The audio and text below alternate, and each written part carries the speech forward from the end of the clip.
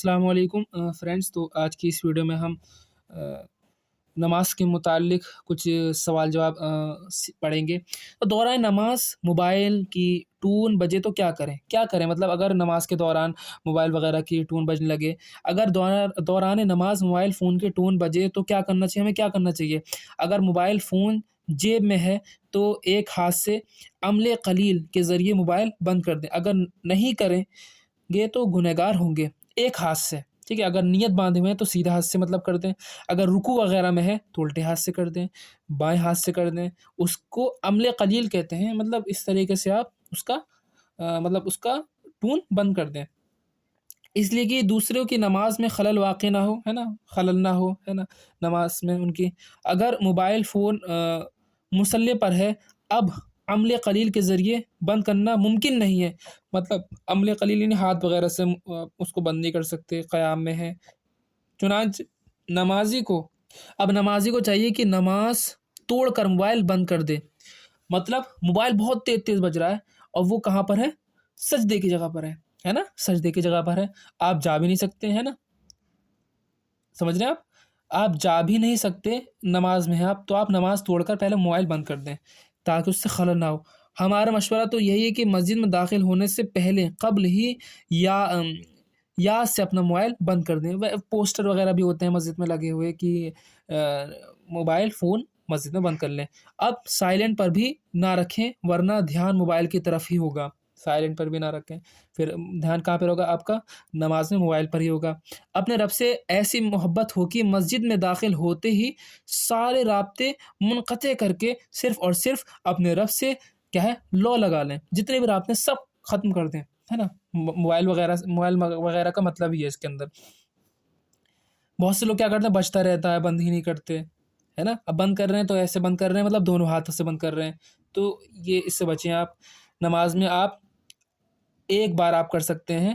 اگر دور سے دیکھنے والے کو لگ رہا ہے کہ آپ عمل کثیر کر رہے ہیں تو آپ کی نماز ٹوٹ جائے گی، ہے نا. نماز باجماعت کی کیا فضیلت ہے؟ اگر کوئی شخص جماعت کے ساتھ نماز پڑھتا ہے تو کیا فضیلت ہوگی، ہمیں یہ پتہ ہونا چاہیے. نماز باجماعت کی کیا فضیلت ہے؟ باجماعت نماز واجب ہے، ضروری ہے. بلا شرعی عذر کے جماعت چھوڑ دینا سخت گناہ ہے. سخت گناہ ہوگا اگر جماعت سے نماز نہیں پڑھی. نماز باجماعت کی بہت بڑی کیا ہے؟ فضیلت ہے. اگر آپ جماعت سے نماز پڑھیں گے تو اس کی کیا بہت زیادہ فضیلت ہے. امام بخاری اور امام مسلم رحمہم اللہ دونوں نے اس حدیث کو نقل کیا ہے. حضرت عبداللہ ابن عمر رضی اللہ عنہما سے مروی ہے کہ نبی پاک صلی اللہ علیہ وسلم نے فرمایا، نماز باجماعت تنہا نماز سے 27 درجے بہتر ہے. اگر ایک انسان اکیلے نماز پڑھتا ہے، دوسرا انسان جماعت کے ساتھ نماز پڑھتا ہے، تو اس کی نماز ہے نا اکیلے پڑھنے والے سے 27 گنا زیادہ اس کا ثواب اس کو ملتا ہے. اس کو ایک ثواب ملے گا، اس کو 27 گنا اس سے زیادہ ثواب ملے گا. اب مکاشفۃ القلوب صفحہ نمبر 558 پر امام غزالی علیہ رحمہ حدیث شریف نقل فرماتے ہیں کہ حضور کریم صلی اللہ علیہ وسلم نے ارشاد فرمایا، جس نے نماز باجماعت ادا کی پس گویا اس نے اپنے سینے کو عبادت سے بھر لیا. اگر کوئی جماعت کے ساتھ نماز پڑھتا ہے تو اس نے کیا کر لیا؟ اپنی سینے کو عبادت سے بھر لیا. مکاشفۃ القلوب میں امام غزالی علیہ رحمہ صفحہ نمبر 558 پر ایک دوسری حدیث نقل فرماتے ہیں کہ سرور کونین صلی اللہ علیہ وسلم نے بعض لوگوں کو چند نمازوں میں جماعت میں نہ دیکھ کر فرمایا، میرا یہ ارادہ ہے کہ کسی آدمی کو نماز پڑھانے کا حکم دوں اور ان لوگوں کے یہاں جاؤں جو جماعت سے رہ گئے ہیں اور ان کے گھر والوں کو جلا دوں. ٹھیک ہے، مطلب کیا فرمایا کہ جب کچھ لوگوں کو نہیں دیکھا تو کیا فرمایا کہ میں کسی کو نماز پڑھنے کا حکم دوں، کوئی نماز پڑھا دے جماعت سے، اور جن لوگوں نے نماز نہیں پڑھی ان کے گھر جا کر میں ان کے گھر کو جلا دوں، ہے نا، لکڑی وغیرہ سے جلا دوں. تو ہمیں چاہیے کہ ہم جماعت سے نماز پڑھیں، گھر میں نماز نہ پڑھیں. اگر لاک ڈاؤن وغیرہ میں تو کیا ہوتا ہے کہ گھر میں نماز پڑھ لیتے ہیں، ٹھیک ہے، مہاماری کی وجہ سے. اب اس کے بعد کیا ہے، اس حدیث شریف سے وہ لوگ نصیحت حاصل کریں جنہوں نے گھر پر نماز پڑھنے کی اب ان لوگوں کے لیے کہ جنہوں نے کیا کثرت باندھ رکھی گھر پہ نماز پڑھنے کی، خاص طور پر نماز فجر کے لیے وہ مسجد نہیں آتے، ہے نا. جو لوگ گھر میں نماز پڑھتے ہیں وہ تو آتے ہی نہیں ہیں. ایسے لوگ اللہ تعالیٰ اور اس کے رسول کو ناراض کر رہے ہیں، ہے نا. واللہ تعالیٰ کسی کو صدقہ دینا افضل ہے. کس کو صدقہ دینا افضل ہے مطلب کس کو ہم دے سکتے ہیں صدقہ؟ دیکھیے زکوٰۃ کے بارے میں تو میں نے بتا چکا ہوں، آپ دیکھ سکتے ہیں میری ویڈیوز. صدقہ بلا کو دور کرتا ہے. آپ صدقہ دینے سے کیا ہوگا، جو بلا ہوں گی آپ کا وہ دور ہو جائیں گی. بہت سے لوگ مرتے مرتے بچ جاتے ہیں، صدقہ دیتے ہیں تب جا کے ان کا کیا ہوتا ہے صحیح کچھ لوگ صحیح ہو جاتے ہیں نا، کچھ بیمار پڑ جاتے ہیں صدقہ دینے سے صحیح ہو جاتے ہیں. تو وہ بلا کو دور کر دیتی ہے صدقہ. صدقہ کہاں دینا افضل ہے، کہاں دے سکتے ہیں آپ صدقہ، ہے نا، صدقہ وغیرہ؟ صدقہ واجب شرعی فقیر کو دینا لازم ہے. فقیر وغیرہ کو آپ دے سکتے ہیں، یعنی جو زکوٰۃ کا مستحق ہے. لیکن صدقہ نافلہ یعنی نفل صدقہ اولاً قرابت دار میں سے ایسے اشخاص تلاش کریں جو کہ ضرورت مند ہو، ان کے بغیر مانگے خود جا کر انہیں دے دیں. پھر سے سنیے، اگر آپ صدقہ کسے دیں گے؟ جو مستحق زکوٰۃ ہے، جن پر جو زکوٰۃ کے حقدار ہیں ان کو آپ دیں.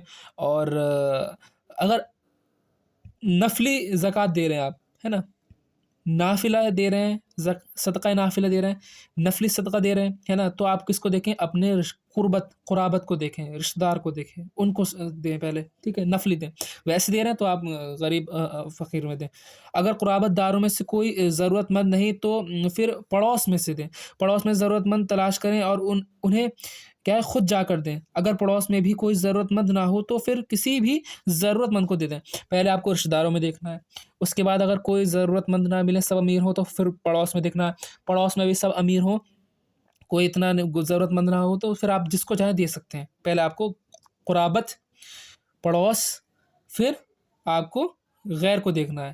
اس کے بعد فتاوی رضیہ پہلی جلد صفحہ نمبر 346 پر حدیث پاک نقل کی ہے کہ امام طبرانی علیہ رحمہ نقل فرماتے ہیں کہ حضرت ابو ہریرہ رضی اللہ عنہ سے روایت ہے کہ نبی پاک صلی اللہ علیہ وسلم نے ارشاد فرمایا، اے امت محمدی صلی اللہ علیہ وسلم، اس ذات کی قسم، اے امت محمد صلی اللہ علیہ وسلم، اس ذات کی قسم جس نے مجھے حق کے ساتھ مبعوث فرمایا، خدا تعالیٰ اس شخص کا صدقہ قبول نہیں فرماتا جس کے کچھ ایسے قرابت دار ہوں جو اس کے صلح کے محتاج ہوں اور وہ دوسرے پر صرف کرتا ہے. یعنی اس کا صدقہ جو ہے قبول نہیں ہوتا جس کے قرابت دار کس سے محروم ہو؟ صلہ رحمی سے محروم ہو، یعنی اچھے سلوک سے محروم ہو، اچھے برتاؤ کو کیا ہے صلہ رحمی کرنا اپنے رشتہ داروں سے، ہے نا. اور یہ بھی کہ اگر رشتہ داروں میں کوئی ضرورت مند ہے اور آپ دوسرے کو دے رہے ہیں، اس سے بھی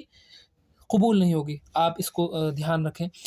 آج ہمارے معاشرے کا حال آپ کے سامنے ہے. بھائی بہن، خالہ، چچا، پھوپھی اور اس کی اولاد پریشان حال ہے، مگر ہم باہر سخاوت کر رہے ہیں، ٹھیک ہے، لیکن کیا ہے، مگر ہم باہر سخاوت کر رہے ہیں نا، بہت بھاڑ دے رہے ہیں، لیکن اس میں کیا ہے سب پریشان ہیں. ہمیں ان کی مدد کرنی چاہیے، لیکن باہر ہم مدد کر رہے ہیں، ان کی مدد تو درکنار سے سیدھے کیا ہے منہ بات بھی نہیں کرتے، ہے نا. ان کی مدد تو درکنار، ان سے مدد تو دور کی بات ہے، ہم ان سے سیدھے منہ بھی بات نہیں کر رہے ہیں، ٹھیک ہے. یہ ہوتا ہے، نظریہ یہ ہوتا ہے کہ باہر دیں گے تو دنیا سخی اور کیا ہے سیٹھ صاحب کہہ کر بلائے گی، ہے نا. اگر باہر دیں گے تو لوگ کیا کہیں، ارے یہ بہت اچھے ہیں، یہ زکوٰۃ دیتے ہیں. اگر ہم آج کل کا یہ نظریہ ہو گیا ہے، پکاریں گے. مگر یاد رکھیں کہ آج دنیا سخی اور سیٹھ صاحب ضرور کہے گی، مگر روز محشر اللہ تعالیٰ نظر رحمت، ہے نا، نظر رحمت نہ فرمائے گا، رحمت کی نظر نہیں فرمائے گا. اگر آپ ایسے کہیں گے کہ لوگ مجھے اچھا کہیں گے، زکوٰۃ دے رہا ہوں، گھر میں رشتہ دار میں سب کچھ ضرورت مند ہیں، ان کو چھوڑ کر. عورت کا جامعہ میں پڑھانا کیسا ہے؟ سوال نمبر، کیا عورت جامعہ یا مدرسہ میں پڑھانا ناجائز ہے؟ عورت وغیرہ کا جامعہ وغیرہ میں؟ تو اس کا جو ہے جواب کیا ہے، عورت کا با پردہ جامعہ مدرسہ میں لڑکیوں کو پڑھانا جائز ہے. لڑکیوں وغیرہ، لڑکیوں کو، لڑکوں کو نہیں، لڑکیوں کو. کیا ترجمہ قرآن پڑھنے کا ثواب ملے گا؟ اگر ہم قرآن کا ترجمہ پڑھیں گے تو ہمیں اس کا ثواب ملے گا یا نہیں ملے گا؟ تو میری عمر 60 برس ہے. میرا سوال یہ ہے کہ میں قرآن مجید، جب بہت سے بوڑھے لوگ ہوتے ہیں ان کا سوال ہے، میں قرآن مجید پڑھا ہوا نہیں، مگر قرآن مجید کا ترجمہ پڑھتا ہوں اور ایصال ثواب کرتا ہوں تو کیا میں قرآن مجید کی دیگر صورتیں یاسین شریف وغیرہ کا ترجمہ پڑھ کر ایصال ثواب کر سکتا ہوں؟ اس کا سوال بہت امپورٹنٹ ہے، آپ کو سننا ضروری ہے، اس کو سمجھیں۔ دیکھیے میں پڑھتا ہوں، سوال کیا ہے؟ سب سے پہلی بات یہ ہے کہ ہر مسلمان کو سب سے پہلے قرآن مجید مخارج کے ساتھ پڑھنا سیکھنا چاہیے۔ جہاں ہم دنیاوی تعلیم اور دیگر کیا ہنر سیکھنے کے لیے کئی سال لگا دیتے ہیں، وہیں چند ماہ قرآن مجید مخارج کے ساتھ سیکھنے کو دے دیں تو ہمارے دونوں جہاں سنور جائیں گے۔ قرآن مجید وہ کتاب ہے جس کا دیکھنا ثواب ہے، جس کا چھونا ثواب ہے اور ترجمہ پڑھنا بھی ثواب، لیکن تلاوت قرآن کا جو اجر و ثواب ہے وہ کسی میں نہیں ہے، ترجمے میں نہیں ہے۔ لہٰذا میری گزارش آپ سے ہے کہ ابھی بھی آپ کی سانسیں چل رہی ہیں، ان سانسوں کو غنیمت جانتے ہوئے قرآن مجید مخارج کے ساتھ پڑھنا سیکھ لیں۔ اگر کوئی قرآن مجید کے صرف معنی پڑھتا ہے، ایصال ثواب کرتا ہے تو یہ صحیح نہیں ہے۔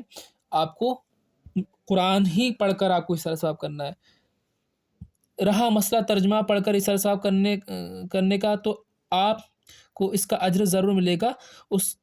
اس اجر کو آپ جو ہے ایصال ثواب کر سکتے ہیں، آپ اس کا بھی کر سکتے ہیں، لیکن بہتر یہ ہے اگر آپ کوشش کریں آپ کہ آپ قرآن پڑھنا سیکھ لیں، کہ آپ قرآن پڑھنا سیکھ لیں۔ اب اگلی ویڈیو میں ہم آگے کا بتائیں گے آپ کو جو بھی رہ گیا ہے اس میں، ہے نا، جیسے آستین فوڑ کر نماز پڑھنا کیسا ہے، یہ سب چیزیں۔